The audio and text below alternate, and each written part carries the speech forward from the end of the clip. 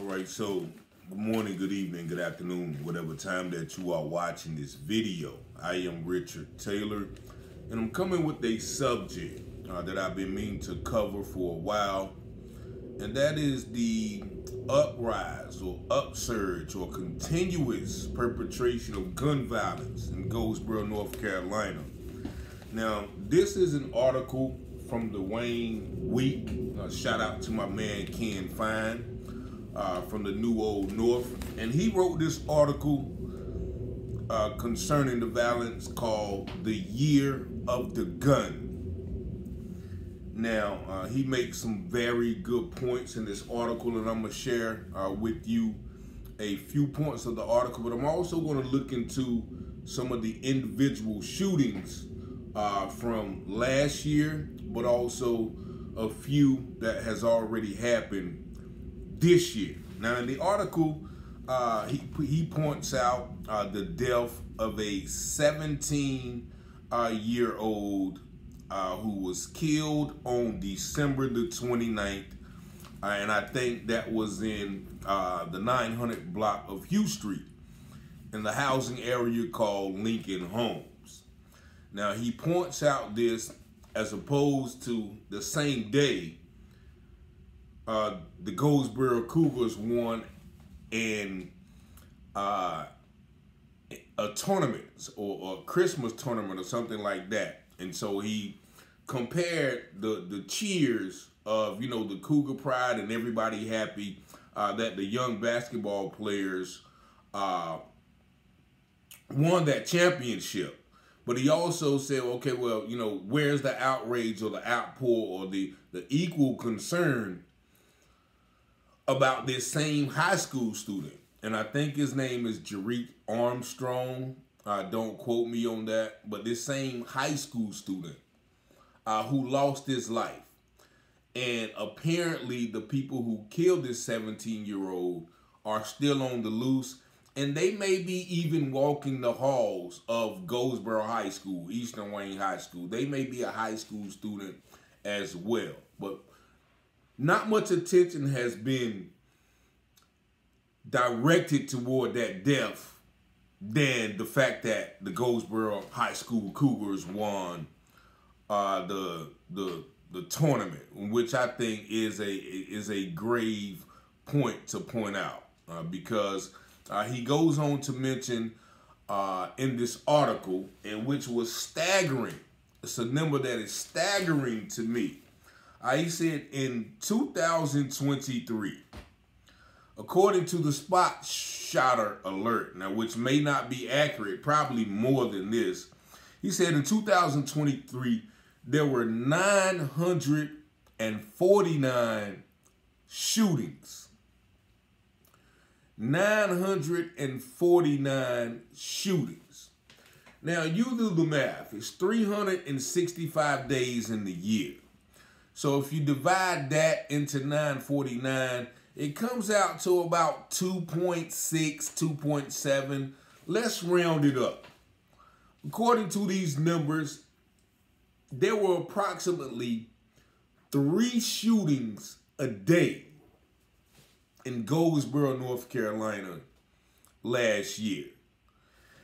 And also he mentions or garners the number of rounds, the number of bullets fired.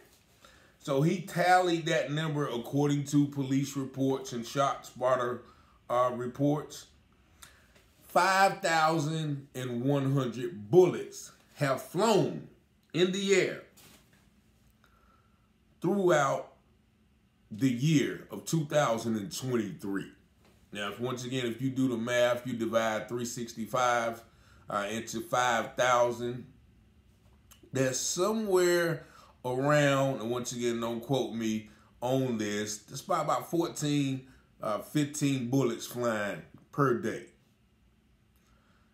Several people have been killed in 2023. I don't completely have the numbers, but I do have a few of some of the top stories, but also the most recent stories. I mean, I just went back to October of 2023, and I found about 10 shootings or 10 deaths regarding gun violence in this town, once again, of 50,000 people. But another point he makes is, you know, when these shootings happen, people get together, community leaders, he mentioned pastors, nonprofit organization leaders, all of them come together and they get in this fury, and they get in this mindset, oh yes, something has to be done. And, you know, they have a couple of marches, they have a couple of conferences, they throw a couple of events, and then everybody goes home to their, you know, plush lives, or, you know, their middle class or upper class lives. And then, you know, we forget about it until something tragic happens again. Case in point, the death of the young lady who died in the quote-unquote mass shooting in Goldsboro, North Carolina, Miss Joyana Pearsall. May her soul continue to rest in peace. There was a lot of community outrage. There was a lot of community gatherings regarding her death.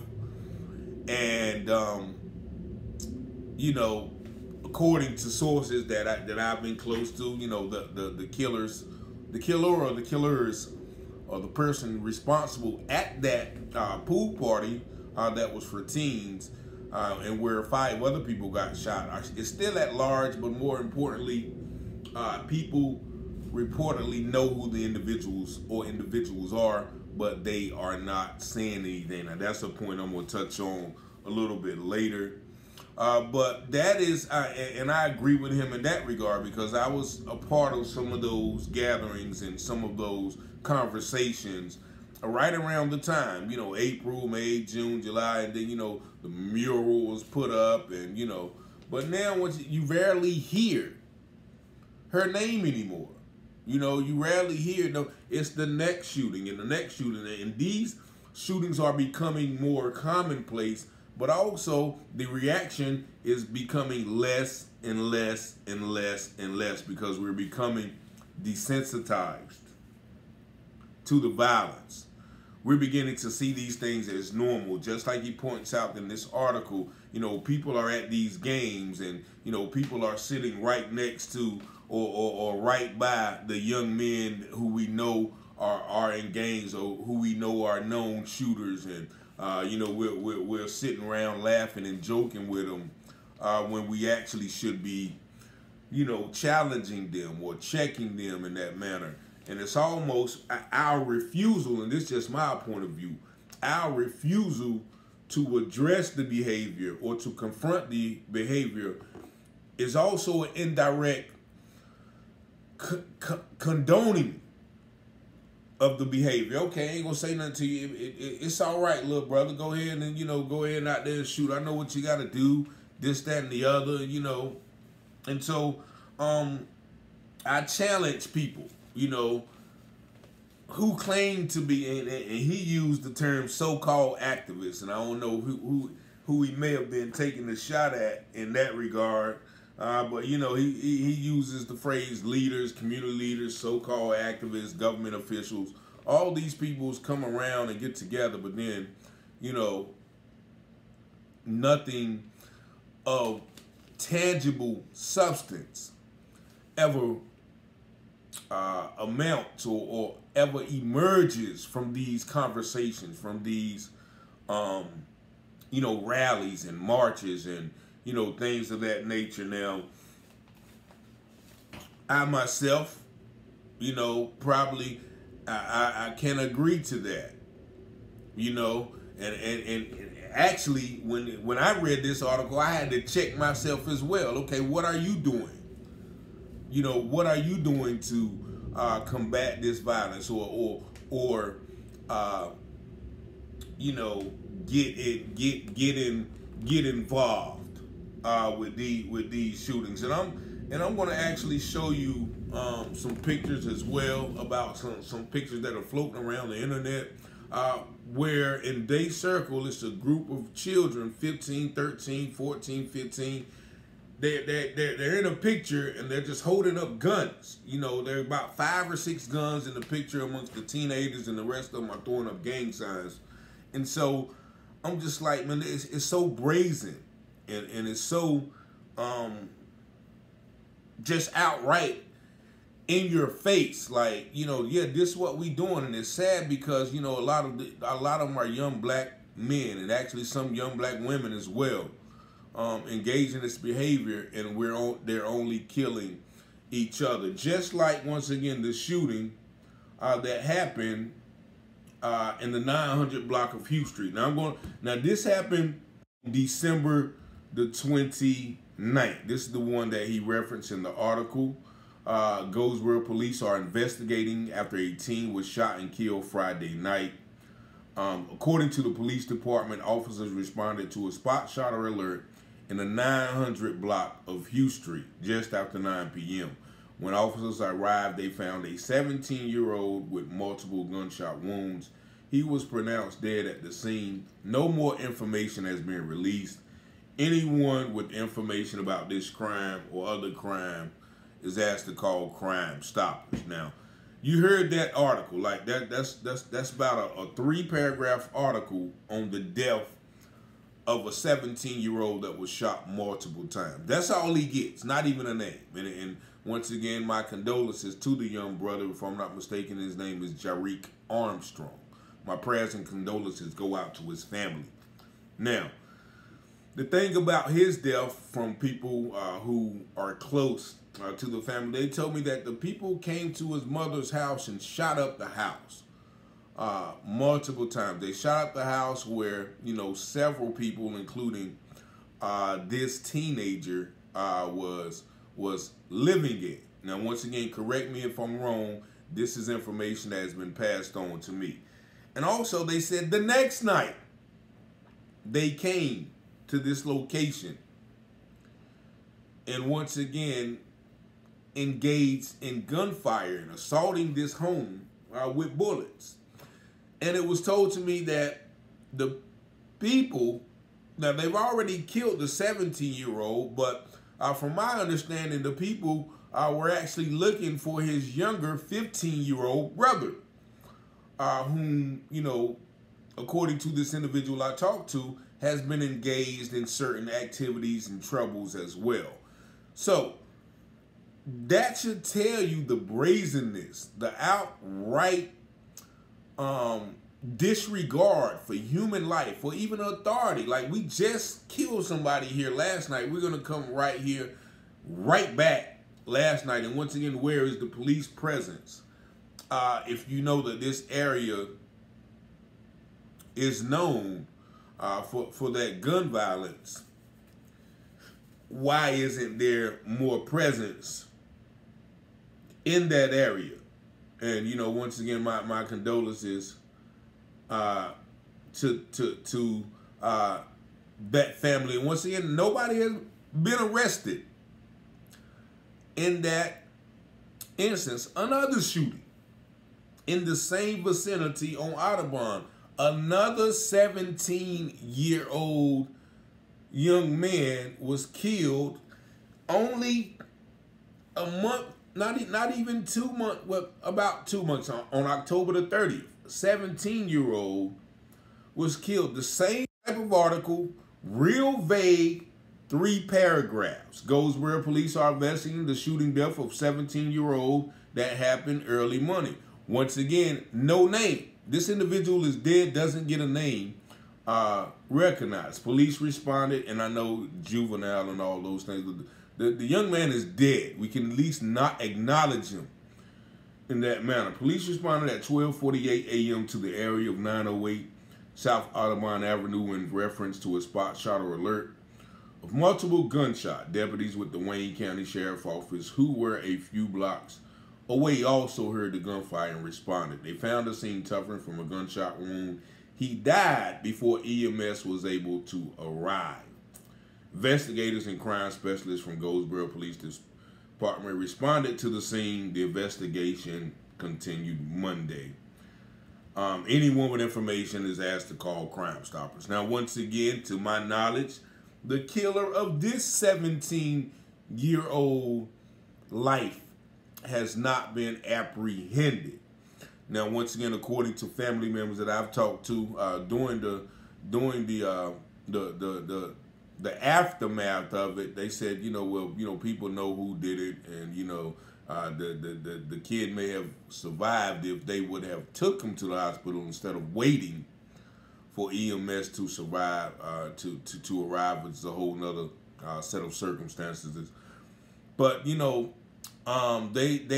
even this family member that I talked to was kind of tight-lipped about the situation. Or, well, yeah, we know they know who did it, everybody.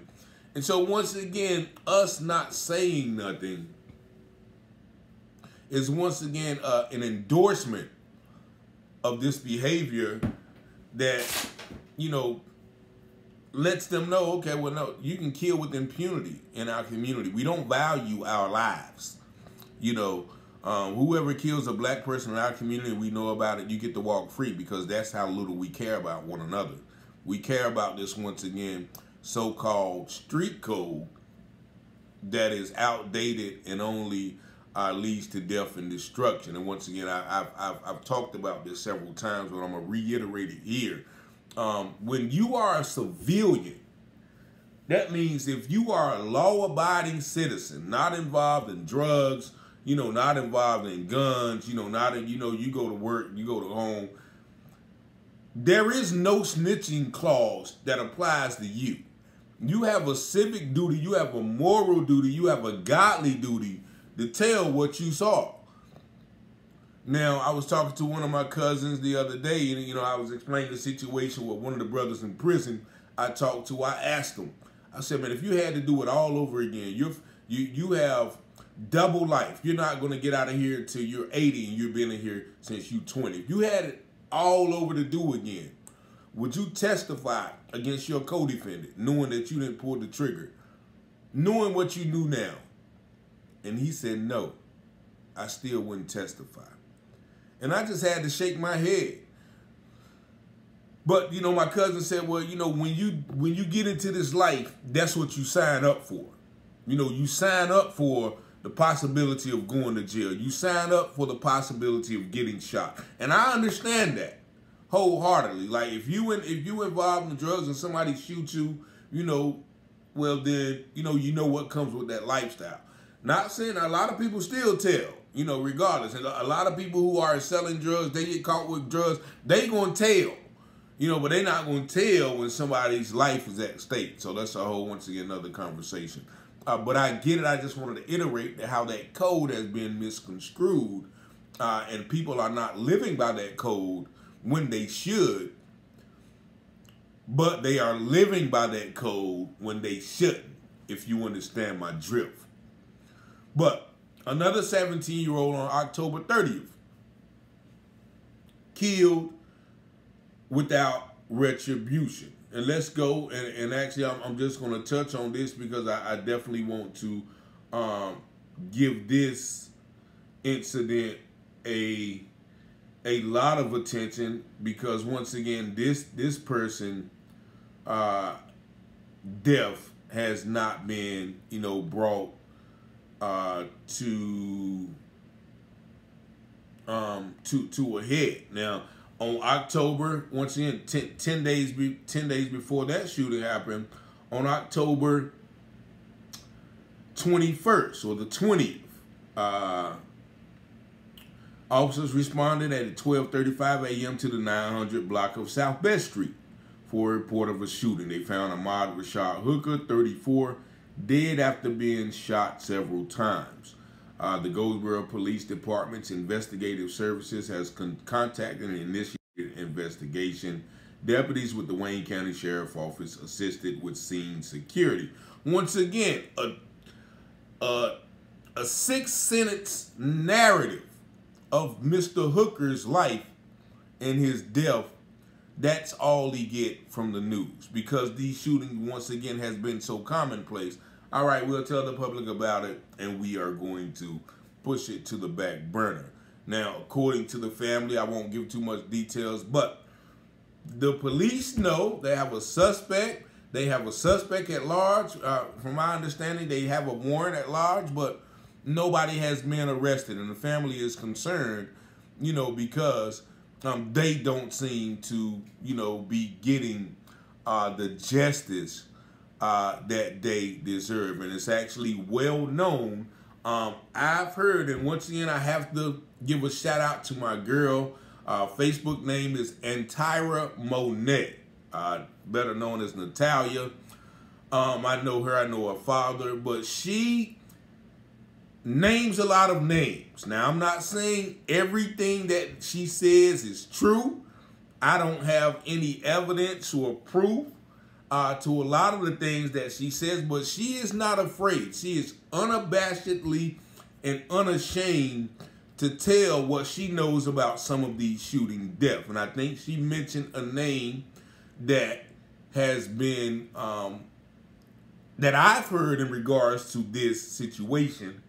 On one of her Facebook Lives, she mentioned that name in another shooting. So, and it has been corroborated from, other people that I've talked to, that this certain person's name has been affiliated with this shooting and other shootings around town, and everybody knows, and they're actually letting a mini serial killer walk around this town without being brought to justice. Now, I won't never say anything without me having concrete proof or concrete evidence of this person doing these things, but evidently somebody does, and according to them, that there has not been enough effort by the police to apprehend this individual.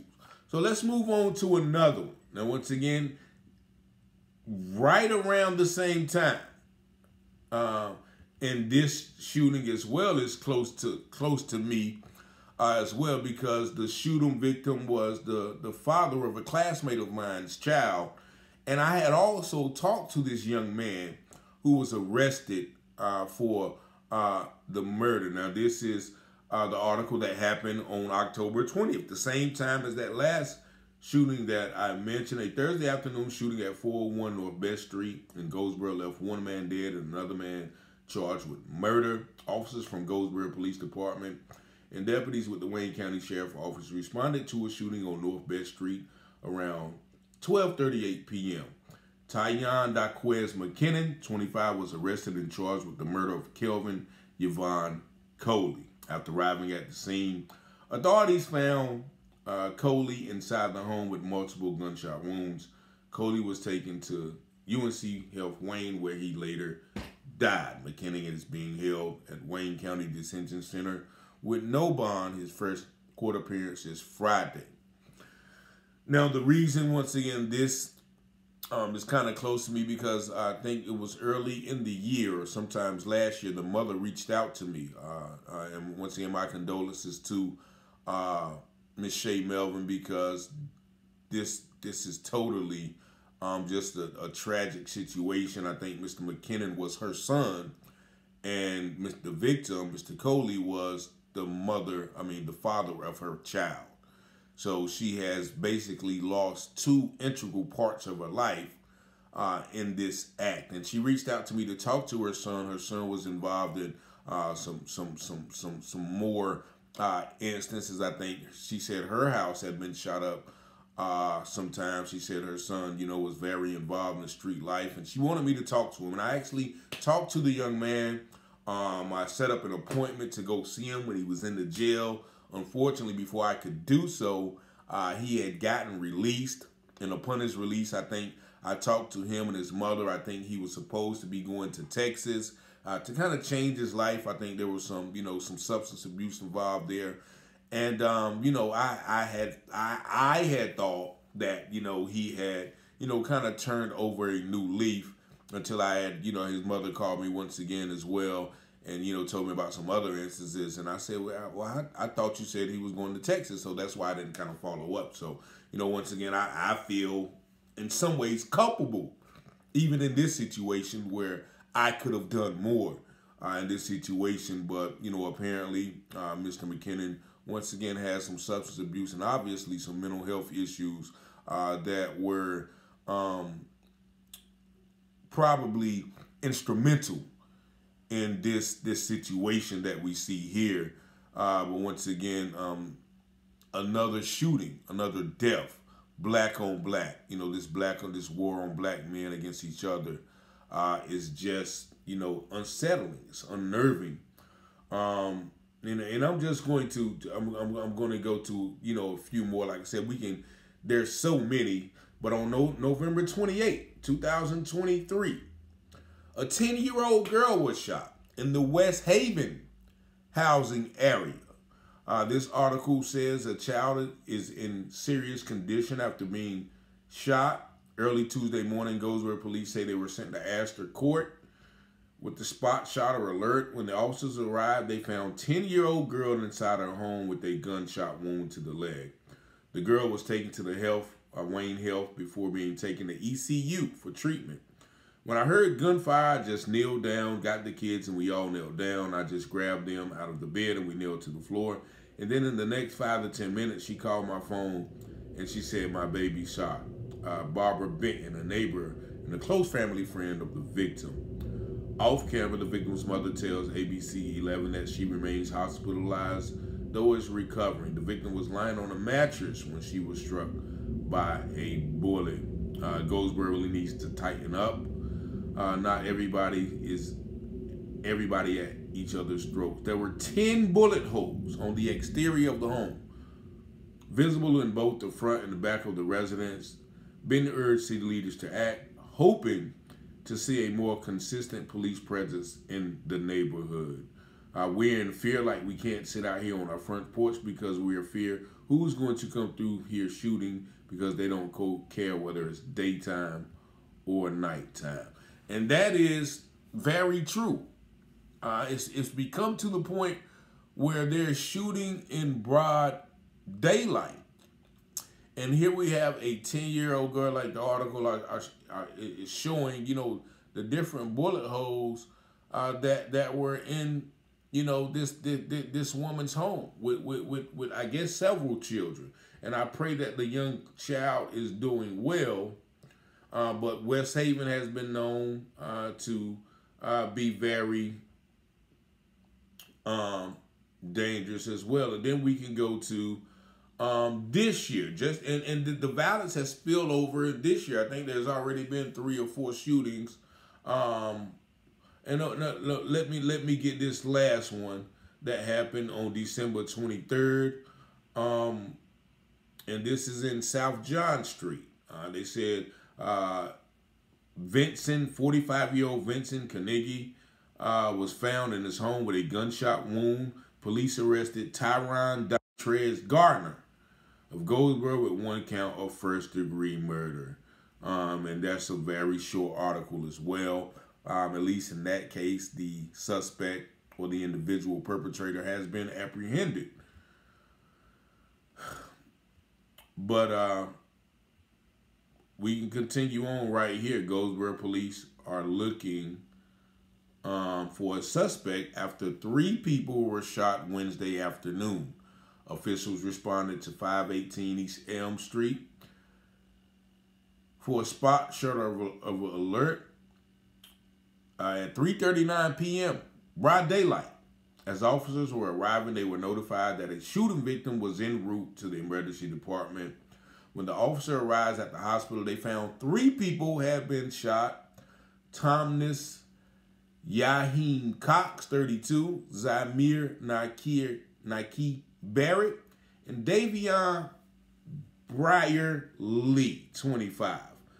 Each victim sustained non-life-threatening injuries.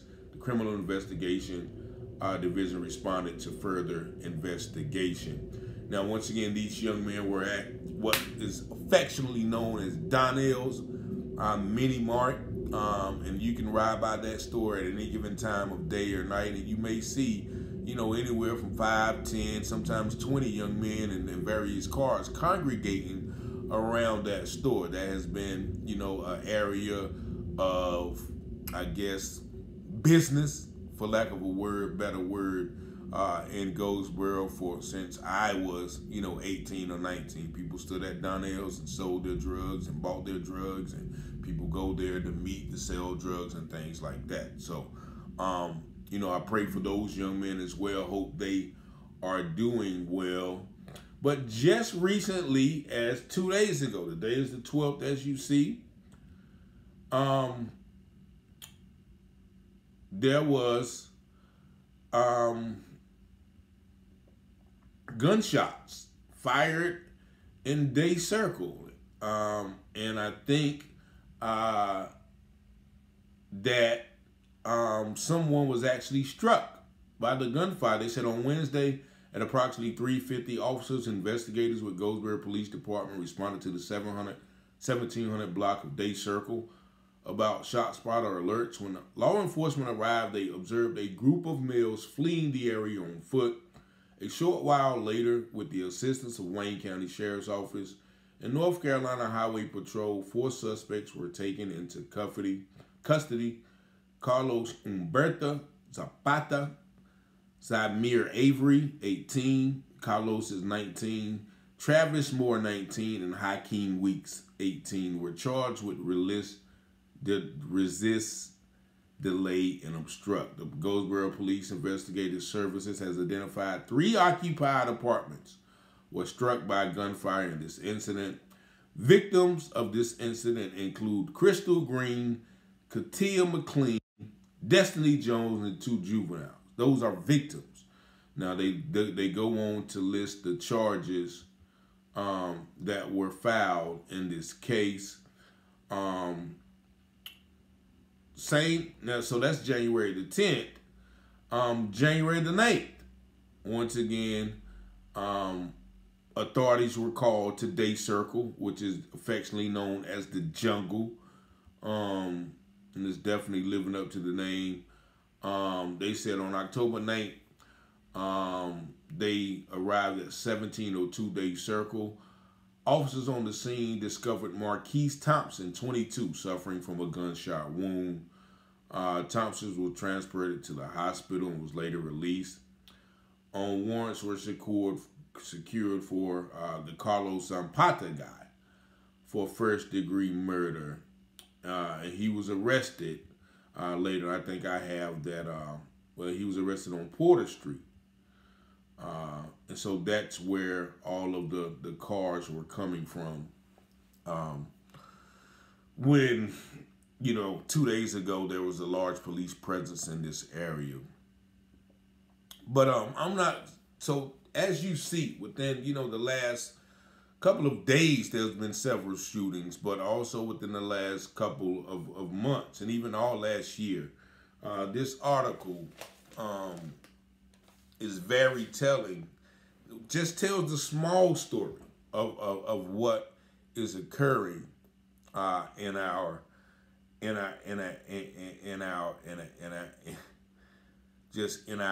city. And some people say, I don't like to come to Goldsboro. Maybe they live in the outskirts in the rural areas. I don't like Goldsboro is dangerous. But let me tell you something about what we're seeing here. The majority of the time, and I'm going to say majority, I'm not going to say, this is absolute, but most of the people you see who are the victims of gunfire, the victims of robbery, the victims of violence, most of those people are involved in crime. So the people who are being shot, they are the ones who probably have been shooting or been dealing drugs or have been robbing. Not absolute, mind you, once again, but the majority of the time, people are not just running down on regular run-of-the-mill citizens who go to work and come home. That's just the fact of the matter. It doesn't matter where you stay. I've stayed in hoods all across Virginia Beach, Norfolk, Chesapeake.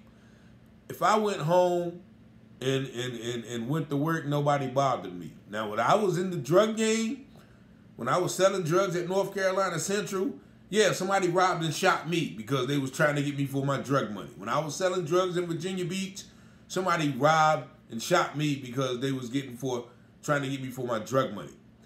When my house got broken into, somebody was coming looking for drugs and money.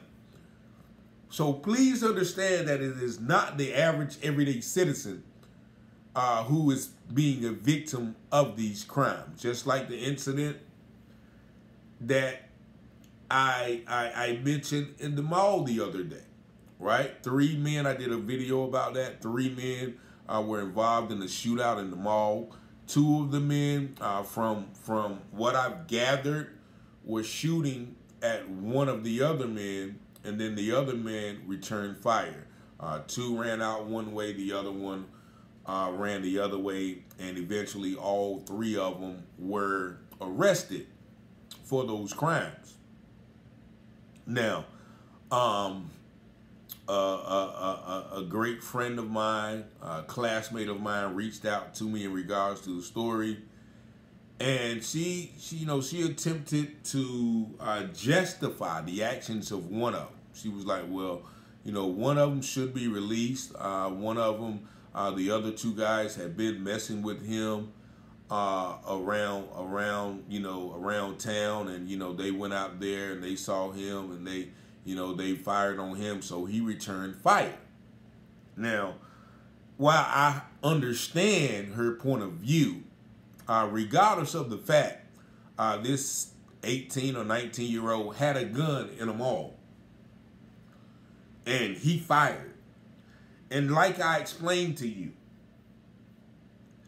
you're not walking around with a gun if you're not involved in something that requires you to walk around with the gun. Let's just be honest. Let's call a spade a spade. And she retorted, well, these days everybody got a gun. You know how it is and stuff. And I was like, nah, I didn't say this, but I'm thinking in my head, not everybody has a gun. There are some high school students right now walking around, avoiding all this madness, going to class with hopes and aspirations to avoid all this. They're going to class, they're avoiding the guns, they're avoiding the gangs, they're in band, they're in chorus, they're in ROTC, they're trying to go to the military and all of those things. So don't act like every child that stays in the projects is in a gang and has no other choice. That is not the case. And let me just give you an example. I grew up in a neighborhood that was considered middle class. A lot of my friends had 2-parent households or, stable homes where they could afford to live on, Bess and Taylor and Holly and Barry Downs and Franklin and Andrews, places where there were middle class houses. But let me tell you something, and we had a group of friends, and all of us from the age of like 9, 10, 11, or 12, we used to get up and play basketball and football in the street, and everybody was living their lovely childhood lives until we got about 12, 13, and then some of us started to go one way, and the others of us maintained a positive path. Now, I'll just give you some names. I'll feel free to give some names. Myself. We had some friends that I grew up with, and some of us went the wrong way. Myself, Michael Williams, my dear brother Cleveland Ward, God rest his soul. Chris Battle was in the neighborhood. We had, Jermaine Tate, God rest his soul as well. Jermaine Tate went the wrong way. Jamie, our older cohort, Jamie Williams, and even on the backside of that, we got Brian Wynn, we got Carly Lewis, we got Antoine Yelverton, Marcus McKinnon, God rest his soul. All of those gentlemen who have grown up to be involved in crime. Some of them are not here any longer. Some of them are still in jail. Some of them have records and things. And so all of us from that age of 12 or 13, we made a choice to go that route. But then we have people like Corvell Bingham. We have Fred Williams. We have guys like Reggie Parks, Kevin Thompson, Kwasi Smith, Marcus Burden, Rico McDowell, and there's many others, Mr. Solomon's son, Henry Solomon. There's many others who stayed on the right path, and they didn't get involved in drugs and guns and things. So it wasn't like everybody made the wrong choice, or everybody didn't have a choice. Like, we was all grown up, and some of us made the wrong decision. That is the same thing when in regards to these men. There is a decision that has to be made when you get to that age, whether you're going to avoid this thing or you're going to stay strong. And once again, like I told you, if you avoid the games, this ain't LA or you know, Chicago, where you grow up on a block and if you don't join, they're gonna make you join. This ain't that. You know, I got little kids that come to my day school program, after school program, 8 and 9, be doing little handshakes and stuff like that. They're already picking up that because that's what they live, that's what they're enamored with. And so they feel like that's cool. But I try to tell them it's not, but my 2 hours a week and what they say see 24 hours a day, 7 days a week, and people reinforcing it by not challenging that behavior, what do you think they're going to do? And so I just wanted to put that point in there because these gentlemen that you see, they have a choice whether they're going to walk around with guns. They have a choice whether they're going to duck school. You know, whether they're going to be. I guarantee you right now, it's some children out at Goldsboro High School that are walking around in the midst of this and going about their business, and ain't nobody bothering them. Promise you that. You know, besides the, you know, the regular run-of-the-mill, you know, high school fight or what have you. So this is what we're dealing with. This is, you know, I just want y'all to understand what we're dealing with in this community. It's definitely not out of hand, because the only thing we have to do is really get involved and start checking and really start policing our own neighborhoods. People are always talking about a police presence. No, back in the days, grown men used to police our neighborhoods. They used to be like, hey, I see you. I see what you're doing. I'm going to tell your daddy. I'm going to tell your daddy I see you over here. At least that. You know, nowadays, people are just walking, okay, well, you know, I ain't going to say nothing. Nah, man, we got to do better. I got to do better. You know, because it's like 949 shootings in a year.